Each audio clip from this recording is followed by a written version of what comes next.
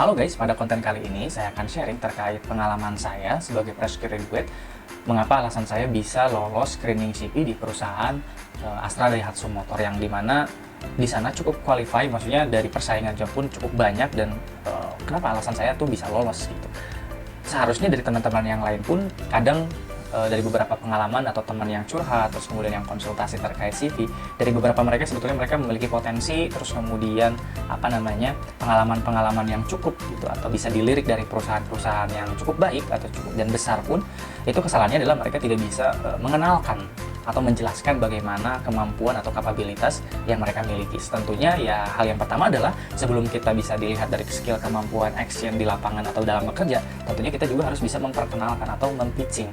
Nah, ini adalah salah satu pengalaman saya juga mengikuti salah satu program, itu ada waktu itu di GoVokasi, itu menjelaskan bagaimana cara membuat CV. Kalau misalkan kita membuat CV itu seolah-olah kita itu mempitching, gitu, menggait atau membuat orang itu tertarik gitu, apa yang memang sebetulnya ada dalam diri kita, potensi yang ada dalam diri kita. Itu jadi ini agak cukup ya panjang, tapi memang ya hal ini pun yang saya rasakan gitu. Jadi berbagai saya ikut rekrutmen, alhamdulillah saya lolos. Terus kemudian juga ya salah satunya adalah dari itu gitu, bagaimana saya membuat konten yang ada dalam CV tersebut menjadi baik dan menarik dari para HR gitu. Walaupun memang nantinya dari screening pun ada yang menggunakan AI ataupun nanti screening secara otomatis atau hal yang lain, seenggaknya adalah poin-poin yang di-highlight di dalamnya pun itu sesuai dengan kualifikasi yang ada kayak gitu. Nah, pertama adalah dari alasan saya, salah satunya di PT Astra Daihatsu Motor itu saya mencantumkan daripada executive summary. Terus kemudian selain executive summary-nya itu di sana menjelaskan brief atau short explanation terhadap diri kita, terus kemudian bagaimana kapabilitas kita tuh ada di mana gitu, interestnya atau problem solving kah, atau di hal-hal yang lain gitu, aktivitas di sekolahnya seperti apa dan sebagainya. Jadi itu kayak buat pitching dalam bentuk 300 karakter yang dibuat menarik mungkin, dan saya tidak akan memberikan contoh di sini, tapi teman-teman bisa share aja, cari di googling terkait hal-hal yang memang menjadi penting dalam summary gitu. Kadang ada juga beberapa yang hanya membuat CV itu tidak ada summary-nya gitu. Jadi summary daripada semua penjelasan di bawah itu, yang ingin di-highlight itu sebagai halaman atau yang dibaca itu seperti apa gitu. Jadi tidak semua recruiter itu ya menggunakan AI atau menggunakan screening, tapi ada juga yang memang secara manual. Nah, itu pun yang manual pun nanti setelah kita memang screening dari misalnya 10.000 menjadi 300, itu juga ada yang dibaca secara manual, secara seksama seperti itu.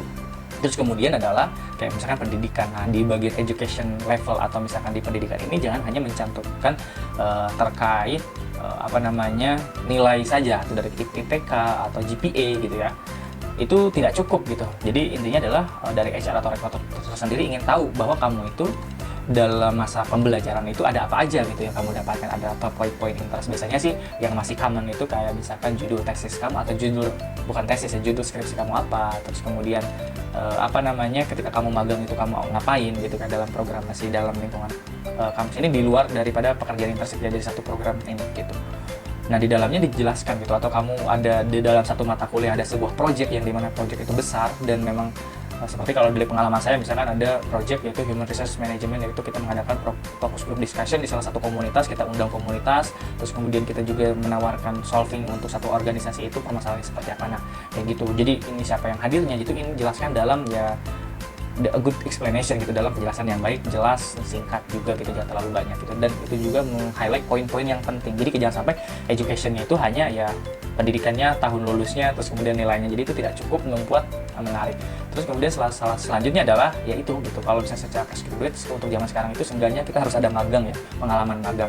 Dalam isi CV di magang pun harus dijelaskan secara in detail bahwa kamu tuh dalam pekerjaan itu ngapain aja. Jangan sampai sifatnya itu ada juga dari beberapa kasus pembuatan CV-nya itu masih kayak umum gitu, atau bukan CV ya, penjelasan daripada internship-nya itu ya kayak misalkan menulis bla bla bla bla gitu, itu tanpa, atau misalkan kalau sebagai data ekstraktor atau misalkan data kolektor, misalkan ya magang itu di bagian data analis dan sebagainya, itu tidak mendetailkan bahwa kamu tuh menggunakan tools apa gitu, atau Excel kah, Python kah gitu kan, atau misalkan menggunakan SQL, bahasa SQL dan sebagainya. Jadi in detail kamu jelaskan bahwa di dalam kamu mengerjakan pun kamu itu, artinya orang tuh melihat bahwa oh, dia tuh udah terbiasa menggunakan tools ini. Jadi itu salah satu yang jarang menurut aku, dan bahkan saya sendiri pun sebelum mengenal itu ya enggak juga gitu, maksudnya enggak sampai sedetail itu, karena sekarang dari pengalaman ya kerja pun ya itu gitu, orang tuh kayak, oh kamu bisa tools ini, jadi orang butuhkan itu sebagai kamu, walaupun kamu fresh graduate gitu masih di ini kan,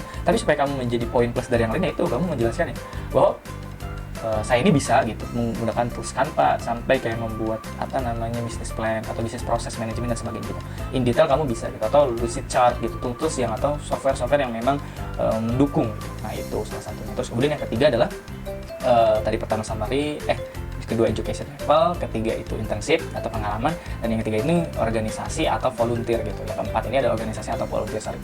Nah di organisasi ini kadang ya secukupnya yang in detail aja sih sebetulnya, kayak nggak terlalu banyak dimasukin, karena sebetulnya yang paling, kalau misalnya teman-teman banyak pengalamannya ya cari yang paling penting gitu, jangan sampai semuanya dimasukin. Kalau saya pun tidak semua gitu disortir, yang memang skalanya pun menurut saya ini pun menjadi apa kebanggaan diri gitu. Ini tuh bisa dimasukin karena aku bisa men-storytelling nanti ketika lolos misalkan psikotes interview, nanti kan akan mengulang lagi CV yang kita buat. Nah dari sana pun ya dibentuklah story yang dimana di penjelasan organisasi itu kamu mampu. Kalau misalkan dari saya sendiri, misalkan di organisasi itu ada namanya menjadi project manager atau gimana gitu, terus kemudian skalanya tingkatnya lombanya seperti apa gitu. Kalau kamu di organisasi itu mengadakan sebagai apa namanya ketua organisasi, terus kemudian di sana tuh kamu mengadakan eventnya tuh skalanya apa aja, in detail kamu membawahi gimana, dan ya itu dijelaskan gitu. Jadi kayak sampai kamu tuh sebetulnya dari sana tuh, dari perusahaan menurut saya itu ya ingin melihat ya problem solving kamu tuh seperti apa, dan kamu tuh bisa nggak mendapatkan yang kamu rencanakan itu sesuai dengan goals yang harapan itu kan. Jadi balik lagi kepada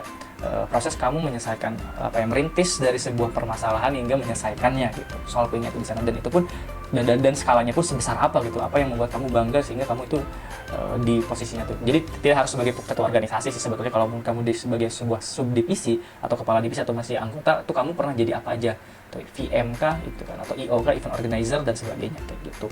Terus kemudian salah satunya kamu yang poin menarik juga ada volunteer yang kamu ikuti, misalkan kamu aktif di ini gitu, dan di sana tuh kamu ikut seleksi dari 1000 kamu keterima 50 top 50-nya seenggaknya gitu, walaupun nanti nggak sampaikan dibiayai secara sepenuhnya, seenggaknya kamu tuh unggul di bagian yang lain. Jadi ada poin persentase kompetitifnya gitu. Artinya itu kamu tuh memang ya sanggup gitu dalam proses tekanan mungkin ya. Jadi kalau di pekerjaan juga tentunya ada namanya juga pressure-nya itu. Maksudnya itu ada target gitu, on goals, dan kamu tuh bisa gitu dalam mengejar kompetitif atau kompetisi di ini gitu, lingkungan kerja dan sebagainya. Maksudnya itu kan ada on target ya, kalau artinya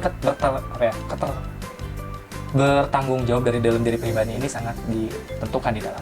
Itu sih, itu dari pengalaman saya. Sebetulnya ini ke seluruh nanti CV yang lain, tapi yang aku cantumkan sehingga aku bisa lolos di screening CV, terus kemudian tes psikotes juga, ya itu salah satunya hingga di interview. Nanti untuk next selanjutnya adalah bagaimana cara lolos psikotes dan tips and triknya seperti apa nanti pada konten selanjutnya. Itu saja dari saya, terima kasih.